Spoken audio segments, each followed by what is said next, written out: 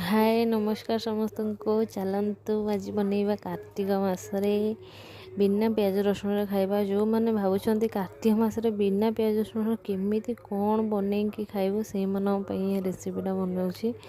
तो आज हूँ मंजा राई बनब।